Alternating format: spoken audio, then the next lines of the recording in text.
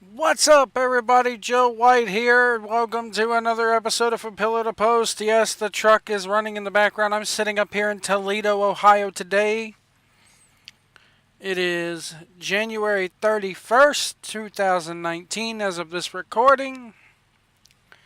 And how about the SOS, man, the Soldiers of Shoots? We got to put them over. Stames, Edwards, the Steamtown Stunner, or the Electric City Saint, old Bobby Ventura, Bobby V. AC, Daddy Cool AC is in there apparently now as the reefer unit kicks on in the background. I'm going to Johnstown, New York. Now, the problem with Johnstown is I-90 over there in New York, right there near Erie, Pennsylvania, over to Buffalo and Rochester and all that, is shut down right now to semi-trucks.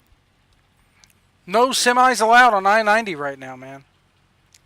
So I'm going to have to find an alternate route, and it's going to take a little bit more time, but I'll get there tonight. I got to deliver there at 4:30 in the morning, but I want to do a longer episode today, and I want to talk about my probably my top 20 films of all time that are guilty pleasures for me. There are more than this, obviously, but these are the 20 that just came to mind. And these are movies where I will watch them anytime they are on TV. Anytime that they're on television, I stop, no matter how many times I've watched it, no matter if it's cut to pieces for time on TV, network TV, I will watch these movies. They capture my attention every single time they're on. And we're going to start with number 20. Now, these are not, I mean, the top 3 are my favorites of all time. And they happen to be guilty pleasures of mine as well. A lot of these top 3 are going to surprise a lot of people. And number 1 especially. Number 1 is going to pull the man card for me. But I want to start with number 20. Some of these are grouped in, are groups of movies like trilogies. Number 20 is Lethal Weapon. All of the Lethal Weapon movies, from 1 through 4, are freaking amazing, man. I mean, my friend Robert Wells, who's been on the channel before, has have me and him can sit there and reenact scenes from the movie where he'll be Riggs, and then I'll be Murtaugh, and then I'll be Murtaugh, and he'll be, it's just all 4 of these movies with Joe Pesci, Rene Russo coming in number 3, Joe Pesci getting introduced in number 2, are bloody amazing. And Gary Busey's performance in Lethal Weapon 1, just make that for me.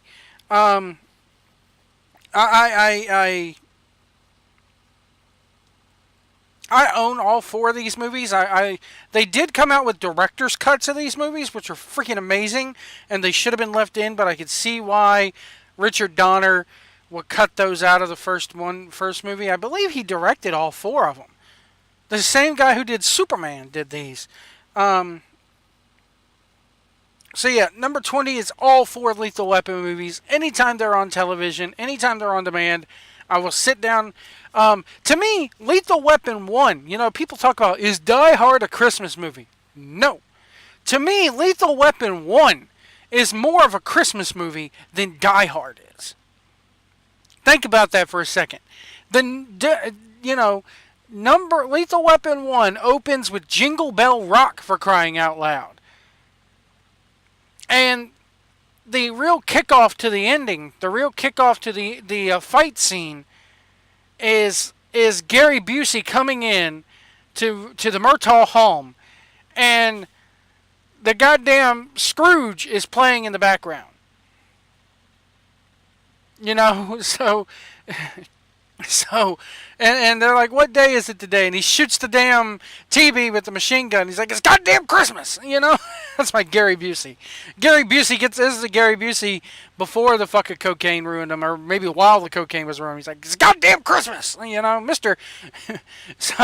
Mr. Joshua, as he plays, old Cottontail.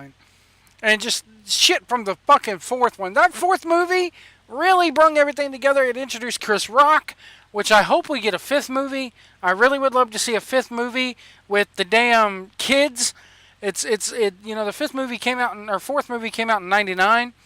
So here we are, 20 years later, and I could totally see the grandkids coming in there, being on the force and doing their own thing. And who would you get to play them? I don't know. One of them was a girl, the other one was a guy, I believe.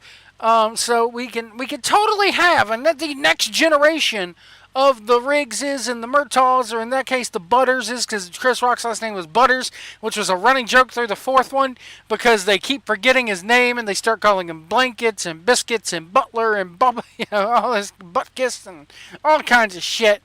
And the ending fight scenes, number 2. Let's talk about Lethal Weapon 2 with the guy who played fucking Hans in the Mighty Ducks, with a role of his life in this movie. He was better than he was in the Mighty Ducks. And that ending fight scene with Riggs and the guy who plays Forsted, or Adolf, as they call him. and the ties into what was going on in South Africa with apartheid at the time. And just these movies moved with the times. They got better and better. The fourth one is probably my least favorite out of the 3, but it's not a bad movie by any means, by any stretch of the imagination. So coming in at number 20 is the Lethal Weapon. All 4 of them are awesome. Number 19 is another group of movies that I could not decide which one was better than the other. And I know a lot of Star Trek fans out there are going to be bashing me for this, but it seemed like they were the even numbers were the good ones. Star Trek II, The Wrath of Khan. I even threw Star Trek III, Search of Spock in here because it is really good. It's the weakest of the ones here on this list. Star Trek IV, The Voyage Home, where they go back in time for the whales. Star Trek VI, The Undiscovered Country, is probably my favorite one. And then I even included the Star Trek reboot, as it were, and that's going to piss a lot of people off, especially with this whole deal with the Star Trek Discovery thing, which we'll get into later here on the show. But I like the Chris Pratt Star Trek with them rebooting the whole thing, but tying it into the original timeline, what they call the Kelvin timeline. Let's run down the Star Trek II, The Wrath of Khan. It's fucking amazing story, man. That's Star Trek at its finest, with the earwigs who get in there and you can control their minds, and they take over Chekhov, and fucking, they kill Kirk's son and the Genesis Project, and Khan's the whole backstory and his crew and everything, how they were marooned and mutinied, and it's just fucking amazing. And then Star Trek 3, The Search for Spock, McCoy having Spock in his head, and them having to, they steal the Klingon vessel and end up having to go to Genesis they steal the Enterprise, I believe. They go to Genesis from the second one, pick up Spock, who has been reborn on Genesis, and they take it all the way over, take him over. They end up boarding a Klingon ship. The Enterprise gets destroyed, and they end up having to go back to Vulcan, where Spock can grow up again and get reborn, as it were, and they get his I forget what they call it, but his mind, his soul out of McCoy, and it's brilliant. DeForest Kelley, some of his finest work here, as with all the Star Trek cast, really. And then they tie up this trilogy, if you will, because 2, 3, and 4 do flow in a straight line. 2, 3, and 4, they follow it up with the Voyage Home, where they're on what they've now deemed the USS Bounty, which is their Klingon vessel, and a probe comes to Earth, and oh my God, you're thinking, oh shit, here we go, more V'ger, which was Star Trek the Motion Picture, more V'ger, and it's not. It ends up being an alien probe that is trying to find humpback whales, and humpback whales have gone extinct on Earth now at this point in the future, tying into the whole Save the Whales campaign that was going on at the time. So the Kirk and them, the probe is essentially sucking up the Earth's ocean because there's no whales there anymore. So they take the Klingon war vessel, this Klingon bird of prey, do a hook shot around the sun at warp speed, break this, the warp speed barrier, as it were, and travel back in time to the 80s. And it's the fish out of water scenario. It's perfect. It's perfect. There's nothing wrong with this movie whatsoever. People can bash it all they want to, but for me, it's one of my favorites. And then Star Trek 6, The Undiscovered Country. Yes, we skipped over the one where they went and met Spock's brother and met God and all that. It's stupid. Star Trek 6, The Undiscovered Country.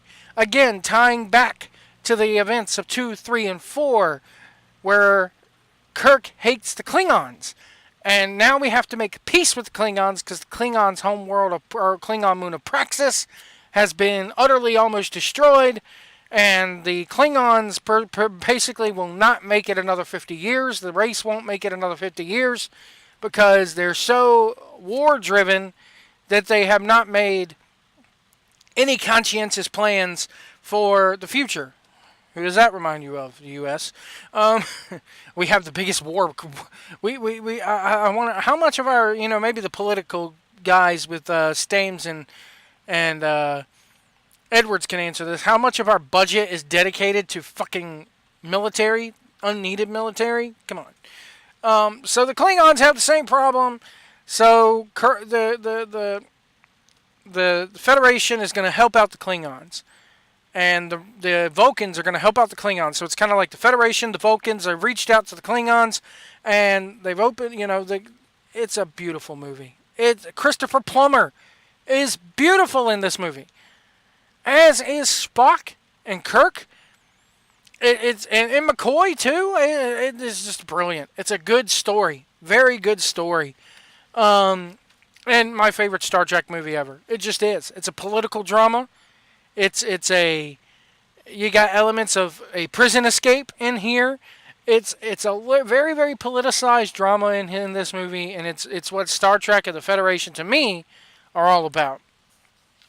And then the 2000, I believe it was 2009, with the Chris Pine reboot, and J.J. Abrams directing it. And yes, there's your lens flare, but it's essential old school Star Trek. And then they came along and fucked it up, and Discovery has since fucked it up. But I still like that reboot. Number 18 for me again is another trilogy. It's the original Star Wars trilogy, 4, 5, and 6. What can you say that hasn't already been said? So it's just masterful. So I'm gonna go ahead and not cover that in too much detail.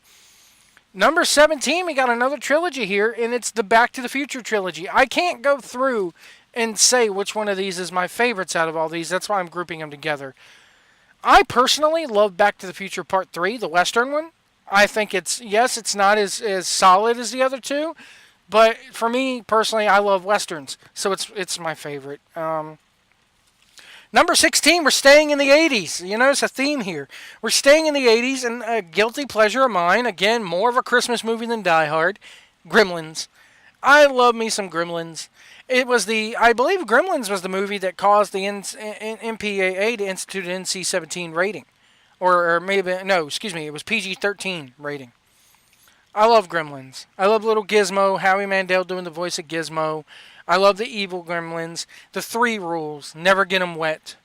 Keep them out of as my phone goes off, keep them out of the light. And never feed them after midnight, which isn't it always after midnight, but anyway. Number 15, keeping in line with this, is Ghostbusters. Ghostbusters, that first one, who brought the dog? I'm the keymaster. Are you the gatekeeper? Rick Moranis. Probably the best role Rick Moranis ever did, in my opinion, though, was Honey, I Shrunk the Kids. I love Honey, I Shrunk the Kids. Honey, I Shrunk the Kids ought to be on this list. If there was a 21, Honey, I Shrunk the Kids would be there. Number 14, we're going to go back into the 90s here in early 2000s. Both of the Eddie Murphy Nutty Professor movies. Nutty Professor 1 and then Nutty Professor 2, The Clumps. Again, these are movies from my childhood that me and Robert, my friend Robert, will get together and we'll just start thinking about shit. And we just start thinking about these movies, and we can reenact scenes. Whole scenes from these movies are memorized in our brains, and it's embedded in us forever. I will say another movie here that is going to come later, though. is more of Eddie Murphy's best work, and it's probably his most underrated film of all time. I posted about it on Twitter last night. Um, and sorry guys. But this movie, Eddie Murphy plays about 10 characters total, at least 6 or 7 characters total in these movies, and how they shot it was he would do one day as each character, and they would do tennis balls for his point of sight for his eye line, and the outtakes from this are awesome. Dave Chappelle really got his start with this movie. Yes, there was Half Baked and everything else, and Robin Hood, Men in Tights, but this movie for me really cemented Dave Chappelle, and he's only in the movie for maybe a total of 5 or 6 minutes. But The Nutty Professor 1, Nutty Professor 2, The Klumps, amazing movies. They're coming in number 14 here. Number 13 is a movie that not many people know about. It stars Charlie Sheen and Chris Tucker, and it's called Money Talks. If you've never seen Money Talks, you need to go out of your way to watch it. It's not the best movie in the world, and that's why it's a guilty pleasure, because a lot of people deem this movie quite bad. But I love it. I love the jokes in the movie. I love Charlie Sheen's performance in the movie. I want to say Heather Locklear was in this one. This is right around the time the Spin City thing was going on, I believe, with those two. But yeah, I love Money Talks. I love Chris Tucker. This is Chris Tucker's best movie to me. People say Friday, Rush Hour. No. This came after Friday, and there's a lot of good jokes in this movie. Chris Tucker's acting is phenomenal in this movie, as is Charlie Sheen's. So, number 13 on the list is Money Talks. Number 12 on this list is that other Eddie Murphy movie that I say is very underrated. It's far too often overlooked in his career. And that's Vampire in Brooklyn. And it's a story about Eddie Murphy, who is the last of the vampires. He's the last of his kind. Yes, it's taking off on the Blackula and the blaxploitation films of the 60s and 70s. But this, by far, is, to me, my favorite. It's my favorite Eddie Murphy film. I can't, There's a movie with Eddie Murphy coming up later in this list. But you'll see the differences in the two here. But this is my favorite Eddie Murphy film of all time.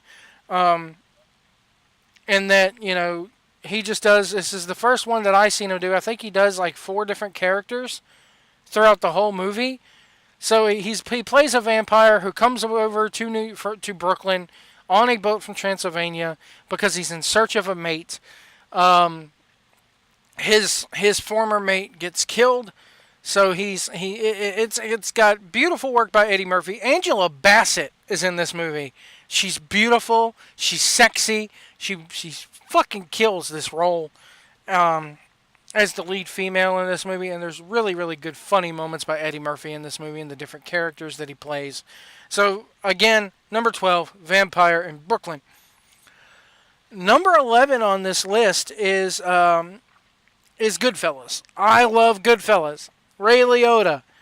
And just every Robert De Niro, everybody in this, Joe Pesci. It's your classic mob movie.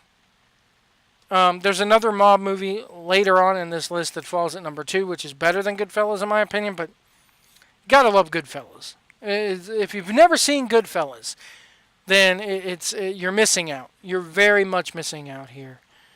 Number 10. And it's not just because I'm a truck driver. I saw this movie well before I ever had intention in trucking. I first saw this movie in the early 90s when I was about 10 years old. 95, so mid-90s. And that's Smokey and the Bandit. Jackie Gleason. Jerry Reed. Sally Field. Burt Reynolds. It's just a fucking funny movie, man. If you've... 2 and 3 were but the first one, this first Smokey and the Bandit, if you've never seen Smokey and the Bandit, you owe it to yourself to go see this. I believe the movie just turned 50 years old not too long ago.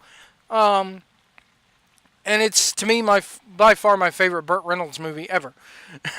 It's possibly, well, I can't say it's my favorite Sally Field movie ever, because my favorite movie that Sally Field ever did was Mrs. Doubtfire. So I really like Smokey and the Bandit. Um, number let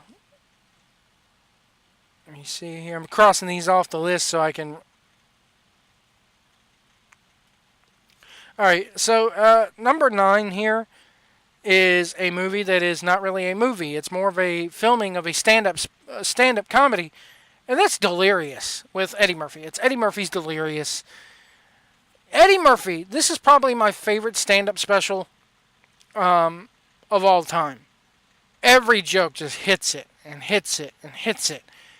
And at a time in America where it's, okay, we're going to go see the black guy do comedy. And there's a movie called The Original Kings of Comedy that had Bernie Mac, D.L. Hughley, Steve Harvey, and Cedric the Entertainer, where they shot 2 nights in Charlotte, North Carolina, and put out a movie. I believe it was directed by Spike Lee. And whenever there's white guys in the audience, they pick on the white guy. God damn it, all the white people showed up. That must mean I'm somebody now. Welcome. If you look at Eddie Murphy's Delirious, there's an equal number of white people in that audience as black people. And this is just after his Saturday Night Live stuff took off. So it's, and the part about, there's a good 5-minute stretch, or a good 30-minute stretch in this movie. From the time he starts talking about the ice cream truck till all the way until the time he ends the cookout set, as it were, talking about the cookout and his Aunt Bunny and everything. That good 30-minute, maybe even longer period is just the best piece of fucking comedy to me on stage by a black comedian ever. Hell, by any comedian ever. Carlin had his moments. Robin Williams had his moments. But this, to me, just stands out overall. I just watched it the other day on Netflix while I was rolling down the road, and I could not stop laughing.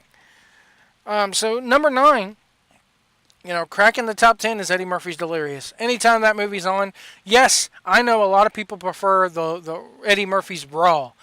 Sorry, Eddie Murphy's Raw does not hold a candle to Delirious, in my opinion. Number 8 on the list is a Robin Williams movie. It's Mrs. Doubtfire. And I really had a tough time deciding on this. I'm going to give an honorable mention to what was my number 8, and then I crossed it out. But let's talk about Mrs. Doubtfire first. Robin Williams' best movie role, in my opinion, was this movie. Without a doubt, this is Robin Williams' best performance ever. It still holds up. If I often said that if they were to take this movie and re-release it today in 2019 in theaters, it'd still hold up. It would still hold up. But let's talk about the honorable mention here too that I had at number 8, and this is where a lot of people are going to go, Joe, your man card's getting taken away. And that was Divine Secrets of the Yaya Sisterhood with Sandra Bullock, Maggie Smith, a host of other characters in this movie. I love that movie, man. If you've never seen Divine Secrets of the Yaya Sisterhood, go out of your way to watch it. Yes, it's a total chick flick. But it'll get you right in the feels. It's funny. It's sad. It'll make you cry. And it really makes you think about, and the times we live in, mental illness is at the forefront sometimes of people. It really stops. This movie really stops and makes you think. And it's a beautiful drama. You'll laugh. You'll shed a tear during it.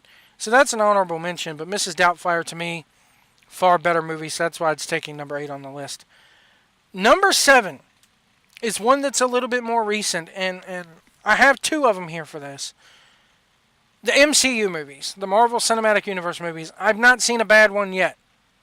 Yes, Thor: The Dark World was pretty terrible, but it's not B-movie quality by any means, but the entire MCU. But the one movie from the MCU that sticks out to me is that original Iron Man in 2008. I believe it was 2008. Robert Downey Jr., you got Gwyneth Paltrow, Jeff Bridges. Oh my God! To me, that was some of Jeff Bridges' best work since The Big Lebowski, or Lebowski. But I love that original Iron Man. And anytime that's on TV, anytime it's on playing somewhere like in a truck stop, you'll walk in the driver's lounge and it's playing on the TV. I gotta stop and watch it, man. That original Iron Man kicked it off for the MCU. Robert Downey Jr. was made. He was born to play Tony Stark. He is, I can't see anybody else in this world playing Tony Stark but Robert Downey Jr. Number 6 is a movie that gets overlooked in life, and a lot of people consider it a bad movie. But I love this movie because it has, again, it's another Sandra Bullock movie. Sandra Bullock is my favorite actress of all time. Is a movie. It's got Sandra Bullock, it's got Sylvester Stallone, it's got Rob Schneider in it. Who else? Wesley Snipes, and it's a movie called Demolition Man. If you've never seen Demolition Man, and this holds a special place in my heart because this was the movie that I was watching on 9/11. I skipped school on 9/11, as I often did back in the day because I hated the school that I went to. So any chance I got to skip school, I did. I remember watching Demolition Man. The ending had just finished, and this is back when I had a VCR. So I hit stop, and I went from watching one building blowing up at the end of it to watching the Twin Towers. And I'm sitting here going, did I not hit stop? So, but Demolition Man, story of a cop, a renegade cop as it were, who's trying to apprehend Simon Phoenix, who is Wesley Snipes' character. And I won't go into plot details, but at the end of the day, Stallone is arrested for something involving this maniac, and they both are put into the cryo prison, which is they become ice cubes. They cryo sleep them, and in in the future, about 50 something years later, the Simon Phoenix character, played by Wesley Snipes, escapes from this prison during his parole hearing, and basically because the society that they live in there that it has society has become one of peace and love, much like today. It's all social justice warrior. There's no sex. To procreate, you need a license. All the cars are self-driving. There's no physical contact between anybody. There's no cursing allowed. All restaurants are Taco Bell. Interestingly enough, if you have the international versions, they're Pizza Hut, which is weird. But yeah, so all restaurants are Taco Bell. Schwarzenegger has become president because there's a Schwarzenegger Presidential Library. So they don't know how to apprehend a maniac like Wesley Snipes. So what do? They have to thaw out Sylvester Stallone to take care of them. And hilarity and action and violence and beauty ensues. It's a very, very well done film. It's highly underrated. A lot of critics hate it, but I love it. There's a lot of fun. There's a lot of comedy. There's a lot of action. And it's a really good story. And it's a really good reference for what the world is becoming. I call it the Demolition Man syndrome. If you go watch this movie and then compare it to where we're at in 2019, that's the direction that this world's heading right now, politically speaking. And I don't think I like it. Number 5 on this movie is a series of movies. Or actually 3 movies. 3 westerns. And they're all John Wayne westerns from the latter part of his career. I like El Dorado, which is a very good movie with him and I believe Robert Mitchum. And James Caan, who is Sonny from The Godfather. One of his earliest roles is in this movie. And it's a fantastic movie called El Dorado. It's on demand right now if you have Stars. I believe it's on demand from Stars if you subscribe to them. Yes, it's a Western. Yes, it's John Wayne. Yes, it's redneck out the ass. But this movie has everything. It has comedy. It has action. A little bit of sadness in this movie. A little bit of politics over water rights in this movie. But it's fantastic. It's a very good movie. Again, it's probably my favorite John Wayne movie of all time. And then Big Jake is also tied for fifth on this list. Um, and I think that Big Jake is another one that's underrated because I believe Robert Mitchum's son and John Wayne's sons both appear in this movie. Again, Maureen O'Hara shows up, who John Wayne had a long-standing and at times real-life relationship with on and off the screen. Um, so Big Jake is on this one. It's one of John Wayne's latter films. Very, very interesting. John Wayne's plays Jacob McCandless, who has left his wife, and everybody who presumes he has gone off to die. In fact, every time he meets somebody and they discover who he is, it's, oh my God, I'm sorry, Mr. McCandless, I thought you were dead. And he's like, not hardly. And, so his grandson gets kidnapped by a gang, by a very, very vicious, violent gang. There's a lot of violence in this movie. Um, and they tell, Maureen O'Hara, who is John Wayne's ex-wife, give us $1 million or you'll basically, get a corpse of your grandson. And the army comes in, the National Guard comes in, they're talking with Mexico because these violent gang members go across the border because they think the army and nobody could come after them. But Maureen O'Hara goes, you know what, no, these are violent, cruel men, and we need a violent and cruel person to go apprehend them and maybe give them the money. And that's when John Wayne shows up. Old Big Jake shows up and goes in to save the day. And he takes along his two sons with them, one of which being his actual son, and the other being the son of, at this time, I believe, was the late Robert Mitchum. And it's a very, very good movie.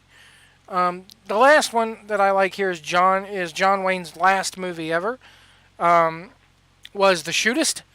Ron Howard has a very early has a role in this, one of his very first movie roles ever. And it tells the story of the changing of the times, how the West got more sophisticated and more, but John Wayne plays the old gunslinger who is it's kind of like Red Dead Redemption 2. The society's growing up and the cowboys becoming obsolete, but Dutch Vanderlyn and his gang are still looming around. That old lifestyle. Very similar situation here with The Shootist. It's John Wayne's last film. I hate the ending of this film just because of the fact of, spoiler alert, John Wayne gets shot in the back. And that pisses me off to no end. But it is what it is. Number 4, so that's number 5 on this list. Those trio of films. I couldn't decide which one was better. So Big Jake, El Dorado, The Shootist. Go out of your way to see him. Number 4 on this list is another trilogy, and we're getting ready to have a fourth one in this as well, and that's Toy Story. What can you say about those 3 movies that hasn't already been said? Every one of those films are jewels, especially I remember going and seeing the first one in theaters and being mesmerized by the animation. So yeah, it's a story that my generation has grown up with. Literally grown up with. We've grown up with these characters. Pardon me. And it just speaks volumes to growing up and the art of growing up and,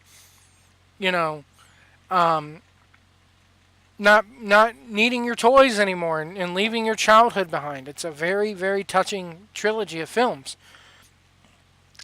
Number 3 on this list is one that, again, talking guilty pleasures. I watch it every time it's on TV. And it's Pretty Woman. Richard Gere, Hector Elizondo, Julia Roberts, obviously. And it's a love story. It's a chick flick. But I'll watch it every time it's on. I got to give another honorable mention that did not make the list. Number 3 on this list, I almost had this at a tie with Pretty Woman and Dirty Dancing. I love me some Dirty Dancing. Again, Patrick Swayze and Jennifer Grey in that movie. To me, what put Pretty Woman at this list is that Richard Gere and Julia Roberts just have more chemistry and are more believable. Julia Roberts is the reason why I'm very much partial to redheads. this movie, this movie is probably the reason why I have the taste in women that I have.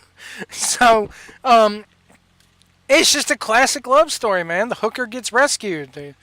It's awesome. It's a freaking awesome movie. There's comedy, there's sadness, there's love, there's joy. How can you not love you some Pretty Woman?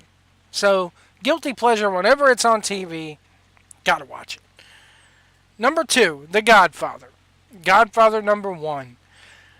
Brando, James Caan, Abe Vigoda. And then a standout, probably the best performance of his life in Al Pacino as Michael Corleone. And again, what can I say about this movie that other critics haven't said for me already? You got love, you got sex, you got comedy, you got killing, you got a drama. Brando's best performance ever, in my opinion. Never mind Stella. No, this is Brando. I'm gonna make him an offer he can't refuse. It's just that. It's ingrained in our lexicon forever. That movie. Francis Ford Coppola, probably his best movie ever, in my opinion. And then number 1, here's the one that's going to take away my man card. Here's the one that's gonna probably cause a lot of people to go, what the hell? And that's Grease. It's a musical. John Travolta, Olivia Newton-John, Didi Khan's in this movie. I love Grease. I love this movie. I'll put it to you this way. I had an option when Titanic came out opening weekend. Grease was re-released in the theaters, I believe, for its 20th anniversary. Because it was in 1999, yeah. I chose to go see Grease in the movie theater rather than go see Titanic. Because I wanted to go see Grease on the big screen. I love this movie. It's my favorite movie of all time. It's my favorite guilty pleasure movie of all time. I love the songs. I got the soundtrack to it on my phone. I love the songs. I love the story. I love the dancing. The women in it are hotter than hell, in my opinion. How can you go wrong? This is my favorite musical of all time. It's probably the best musical of all time, bar none. So yeah, Grease. My guilty pleasure movie. There you have it. My top 20 guilty pleasures of all time, with a little bit of honorable mentions thrown in there.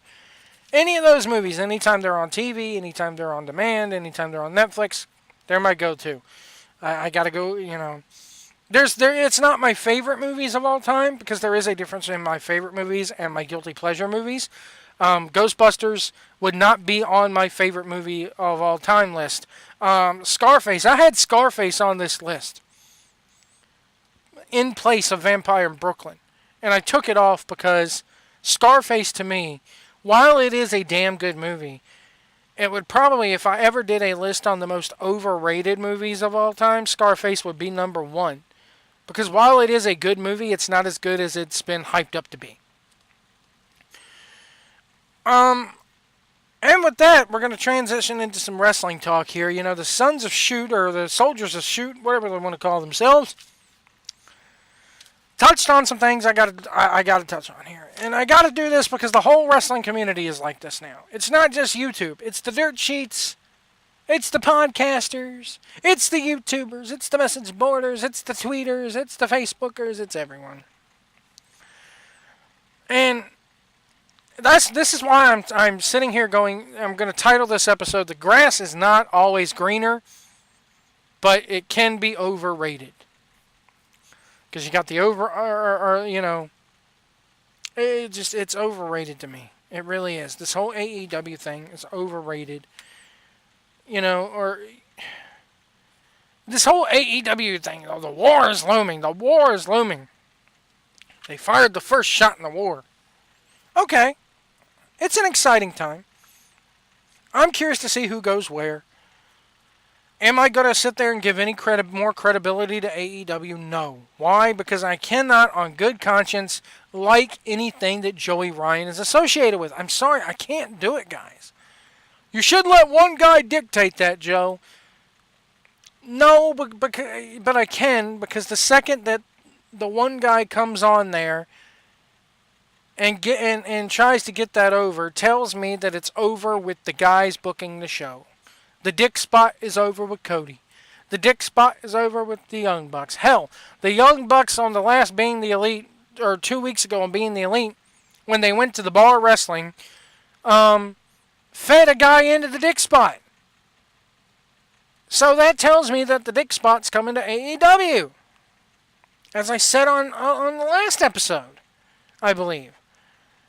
And I cannot, in good conscience, with good morals, like that shit. Because it does not have a place in wrestling. You know, they talk about Dean Ambrose. I'm going out of order on my notes here. They talk about Dean Ambrose. And how Dean Ambrose is going to AEW. That's what everybody says. Dean Ambrose is going... No. Has Dean Ambrose came out and said he's going to AEW? No. Ambrose could show back up in Ring of Honor. Ambrose could show up in Impact. Ambrose could say, fuck it, I'm going to go work with Japan. Is Ambrose leaving a work? I'm with Edwards on this. We'll have to see what happens the next few weeks on Monday Night Raw. Ambrose does not like hokey shit, is what's been said. Ambrose does not like hokey shit. Okay, so the potted plant is hokey. Him saying he wants to replace Michael Cole with a fish tank is hokey. But he's going to go to AEW and be associated with the same guy doing the dick spot. Joe, that's just one thing. It's no. 50 fucking super kicks and a dick spot. That's hokey. That's just as hokey, if not more. I'd rather see the potted plant return than that fucking dick spot.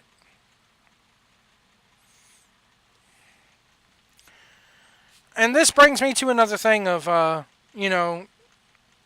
when he announced when they announced that he was leaving, Mike Johnson has said that this past Tuesday at the SmackDown taping, that WWE was, quote, pulling people into a room one by one to talk about their contracts and extending them, and it kind of left the wrestlers in a state of shock. Duh! It's good business. Hello, they are a business. We touched, of course you're going to get people to sign 4 or 5 year deals. Of course you're going to get people locked down.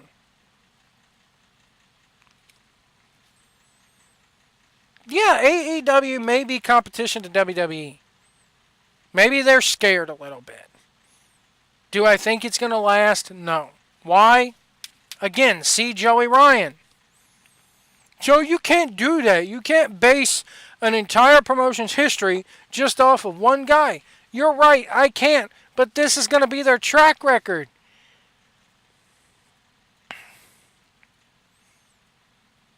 Their legacy right now is being cemented early on. And their legacy is going to be, oh, these guys signed the dick spot guy. They must like silly shit like that. It's not my wrestling. I don't like it. I don't want to see anything that this guy's associated with. When they showed up at the bar wrestling deal on Being the Elite, I fast forwarded on the YouTube thing all the way through that segment. I will not watch anything that son of a bitch is on. I don't like it. I don't want to watch it. It's an embarrassment to the sport. Compare that to anything WWE has done that's hokey. And to me, the dick spot is far worse. Joey Ryan and that damn spot are far worse. Then we talk about Abyss, Helms, Sanjay Dutt, Jeff Jarrett, Daivari, all signing, and Triple H goes, yeah, we don't know what we're doing with these guys yet. Now, come on now. That right there, I'll agree with him on that. That is a little bit stupid to say. And that leads me to, Vince is scared. And I love how everybody, AEW, these guys are going to AEW. This is going to AEW. They're not happy. So they're going to go to AEW because they don't like the hokey shit. And they don't like this. And they don't like the way they're being treated. So they're going to go over there. And their spot on the card dictates how much money they make. So they're going to go somewhere where they think that they'll be treated any different. Not everybody, and this leads me to this point, not everybody can be in the main event. You got to have that undercard. And with their record on being the elite and the dick spot shit and the goddamn, oh, we're going to do the New Year's Eve party where I'm going to have 4 fucking mojitos in front of me and get plastered. But everybody shows up anyway, and that whole thing, and this guy's dead, but his dick is going to get real. No, come on. Come on, that's just as hokey. It's just as fucking stupid. It's the whole millennial thing, but because a bunch of millennials are doing it, it's okay. No, it's not. How do you know that these guys are going to go over there and not get put on the same position on the card and not get treated any better, if not get treated worse? Not everybody can be in the main event. You're going to have an undercard. You're going to have people there getting treated like shit. Hell, Moxley could go over there, Ambrose could go over there, and they could treat him worse. And he could say, oh, fuck this shit, I'm going back to Vince. And Vince would take him back in a heartbeat. The grass is not always greener on the other side of the fence, boys and girls. There's going to be people, I guarantee you, I give it about 4 or 5 months once this once the cherry's broken and once the newness wears off. I like this guy, but how come AEW isn't booking him right? How come AEW isn't booking this guy right? How come they're not giving this guy a push or that guy a push? Why is it always Cody and the Bucks? Why does everything got to revolve around? I can hear the bullshit now. I can hear it now.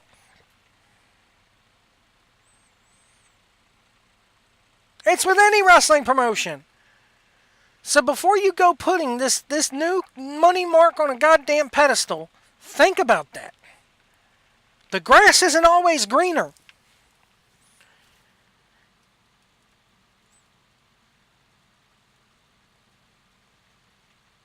How do we know that these people, Mike Kanellis, they talked about Mike Kanellis. Here's my counterpoint to Mike Kanellis, or Mike Bennett. First off, they signed him for one fucking reason, that was to get Maria. Okay? Second of all, that guy is nothing without fucking Maria Kanellis. Look at the last part of his Ring of Honor career. Why did people want to even see him? Because they knew Maria was going to be up on the apron shaking that sexy ass of hers. Yes, he's a good worker. Yes, he can work his ass off, okay? And I like Mike Bennett. Am I hurt by the way that they've been treating this guy since he came in? Yeah, but you know what? He didn't do himself any fucking favors. Excuse me. You gotta forgive me, folks. I got a bit of a cough. It is minus 6 degrees out here in Toledo, Ohio. I've been stuck in this damn polar vortex. They said in the city of Chicago, where I was just at yesterday evening, that it was colder than the South Pole once you factor in the wind chill. So, forgive me if my throat is a little bit dry. The second you step out in this shit, your lungs literally start freezing. So, it's that cold. I dumped an old cup of coffee outside my door last night in the truck stop parking lot, and it literally hit the ground and froze immediately. So it's, the old thing in the cartoon where the guy, where he shoots the water and it immediately comes out as an icicle. That's what's happening out here. So I apologize for the coughing. Mike Kanellis did not do himself any favors. Here's a guy who is a damn hot free agent, came in with a lot of buzz from the internet, and what happens after he gets in there? I got to go to rehab. And I'm not knocking the guy. This is not a knock on the guy, but he didn't do himself any favors. I'm glad he's clean. I'm glad, dude, you look at the guy, he's jacked. Hell, he would be the guy that I do if I had to have a secondary title, like a TV title or something like that in AEW. I hope he does go there, because that's my secondary mid-card champion. with the potential to become heavyweight champion. I'm going to put the guy over. But for all you people out there going, they didn't use him right, and they didn't do this, and they didn't do that, and they're not using him. Why isn't he on TV? It's because he didn't do himself any favors when he came in. He didn't, you only have one chance to make a first impression. And he didn't make a really good first impression. Here it is, the internet is pushing this guy and holding him up on a pedestal, and he comes in and goes, oh, by the way, I got a pill problem. Can you send me to rehab? On your dime, I know I just signed with you, and we really don't know each other from Adam yet, but I need to go to rehab. Sorry, let's call a spade here. It does you no favors. It does you zero favors. When you show up and go, by the way, thank you for signing me, but I got a pill problem. Got to go get cleaned up. Before I can even have a match, I got to go get cleaned up. Does you no favors. And maybe that's not how it went down. Joe, he was in rehab before he signed her. They knew it. They knew he had a pill problem. Still does you no favors. Does you no favors whatsoever. Wrestlers are not happy due to creative. How do they know they won't have stupid gimmicks when they go to AEW? Oh, I forgot. AEW is all about work rate, and AEW is going to be focused on in-ring action. Let's not forget that this is still the pro wrestling industry, and in the pro wrestling industry, and I can hear now, no, Joe, that's the sports entertainment industry. No, it's you got to have a reason why good guy A and bad guy B are wanting to fight. Well, it's competitiveness. That's it. Sorry, that's not entertaining to me. Well, Joe, you're just not the right kind of fan. Sorry, but the entire pro wrestling business was wrestler A does not like wrestler B for whatever reason, so they're going to hash it out. How do we know that the reasons... What's the reason? Oh, the penis? You killed the guy off because of his penis? You drank his urine? You talk about urine jokes? You want to talk about bathroom humor from WWE? Look at the Being the Elite episode where the guy was forced to drink Joey Ryan's piss? Quote unquote piss? But WWE, Vince McMahon does bathroom humor. Give me a break. It's just as stupid. It's just as hokey. You're going to get more of the same, only it's going to be geared toward that millennial crowd. Again, they might as well still call themselves the, the WWF, the World Woke Federation, because that's the generation that they're aiming to, this millennial woke generation. I wanted to talk about Mecha Random 42 and the Midnight's Edge people with Star Trek and everything like that, and how they're being forced off the internet. But I'm going to have to save that for a later date. I really hope Mecha Random, if you're listening to this, stick around. Don't let those haters cast you out. And if you can't get on, if you are forced off YouTube because of the haters, Twitch is always an option. So I hope you end up moving over there if they do end up getting you flagged and everything like that. It's wrong what these Star Trek Discovery supporters are doing, because yes, it is a bad show. Yes, it deserves to be canceled. It is not my Star Trek. I hate it. But anyway, we're coming up on an hour. So, again, before you guys start harping on WWE does hokey humor. WWE does potted plants and bathroom humor. Look at Being the Elite leading up to All In. We had inflatable penises, dick flipping, and people drinking piss. We had people throwing New Year's Eve parties at a goddamn Japanese TGI Fridays. Woohoo! That's selling. That's selling. What's selling? Nobody sells shit with those guys. They sell a dick flip, but not one super kick. No, it takes 50 super kicks, but one dick flip. How is that not hokey? How is that not stupid? How is that any different than the shit, the absolute shit that Vince McMahon gives us? To me, it's the same fucking thing. Oh, why? Because they make it athletic? Because they do 50 flippity floppity flippity flues beforehand? Sorry. Hokey is fucking hokey no matter how you paint it. Oh, bathroom humor. Drinking piss is not bathroom humor? Come on. Come on. Look at yourselves.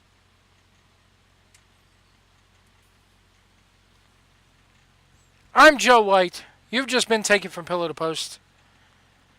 We'll see you next time.